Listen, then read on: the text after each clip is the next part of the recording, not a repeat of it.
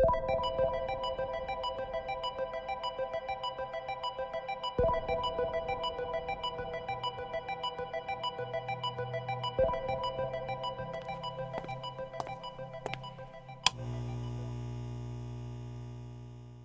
I'm Sarah Green.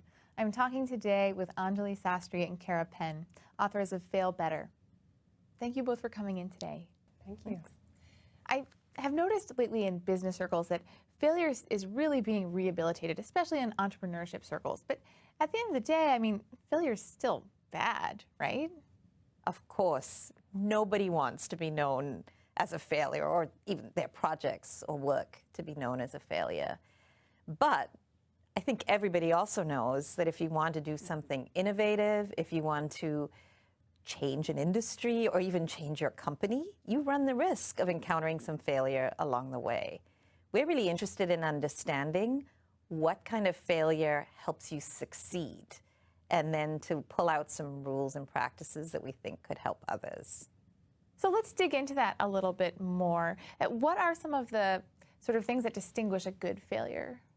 So you could look at a good failure by saying, did I learn something from it? So a good failure is one that teaches you something. A bad failure is one you don't learn from.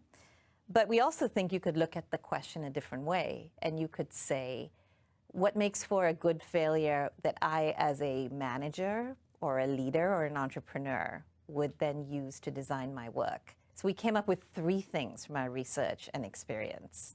One is, before you launch any new effort, and we talk about projects, but we mean anything in which you want to innovate or change the world or solve a problem, sit down and figure out what you want to achieve, and how do you think the actions you're going to take are going to lead to the outcome you're going to aim for? Secondly, we think that it's really important to design your work so that you chunk out the steps in your work in such a way that you've got a playground for experimenting with some of the ideas and assumptions that underlie your project. That way, you can experiment with what the connections are between what you hope to achieve and the actions you're taking, and you can figure out if you've made some faulty assumptions. Thirdly, you have to take the time to figure out where it is you've learned something new, and then how that might link to how you do things in the future. This is something people can do as individuals or as teams, but we think it's also something that companies and organizations of all kinds can support and build on. So that's an interesting question. I think, is after the project or the experiment is over, is that the right time to kind of have the post-mortem, or is that sort of too late in a way? I think there's just a really critical part of the method where we have kind of an action loop while you're actually undertaking the work at hand. Because if you chunk your work in such a way that you can build and test as you go, it gives you the opportunity to do kind of a rapid response to that, to say, okay, here's the data that we've gotten. What does it tell us? Who do we need to share this with? And what action should we choose next as a direct result of that? So we feel that there's very much value in the moment while you're still taking action to course correct. And we think that's a very strong way to avoid, massive and public failures. At the same time, one of the most overlooked steps I think we find is that embed stage at the end. What are you going to do with what you've learned when your project is complete or your new product is launched? It's a time when many folks want to move on to the next project and already, has started down that path.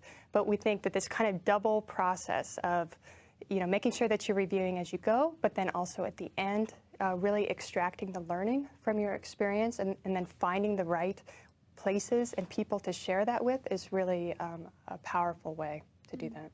So let's talk a little bit about sort of managing the people involved. If you're working with a boss who just doesn't tolerate mistakes, or colleagues who might be quite risk averse, how do you overcome that and really make failure more okay? Well, we think that there's a real advantage in having a process or a method that you're working from. Because you can use that as a conversation point, and you can use parts of that as places for experimentation, but also ways to hold the team, working with your boss, holding yourself accountable to the risks that you want to take. And I think it helps people who are more risk averse see and understand that you are making efforts to scale your failures, to look at what can be afforded, how you can best use your resources, who should be pulled in and involved in the process. I think all of that helps, people become a little bit more open to and a little bit more calm about taking some of the risks through this process. So what are some examples of some processes that different organizations or industries use that you might be able to import into your own business for learning from failure? We found so many great examples. For instance, companies that do designing new products or processes use a method called rapid experiential prototyping, where they just act out what their new idea might look and feel like. And even just acting it out in a conference room can help you figure out, would this actually work? Is this worth following up on or not? And in some ways, being able to act things out and test them early gives you freedom to come up with crazy ideas because you can quickly explore them. In other settings, such as the software industry, we've seen companies that figure out how to try 2 different versions of their software side by side on a routine basis. So every week, they have a winning idea, at least it's one over another, and then can iterate on that. And in some other industries, we've seen organizations that contend with the really high cost of failure, such as a surgical team that really can't afford to make a mistake, using methods that bring them back as a team immediately after every experience to figure out what went wrong, what went right, what are we never going to do again, how do we need to revisit our processes and our methods. And that kind of systematic inquiry can really fuel ongoing improvement too. And all of these methods allow for small failures, whether they're planned or they happen, to yield new insights that then set the stage for doing it better the next time. Thank you. This has been just really good advice on how to take the sting out of failure and also make failure a little more useful to us. Thank you both so much for coming in. Thank you. Hope you get to fail better, Sarah.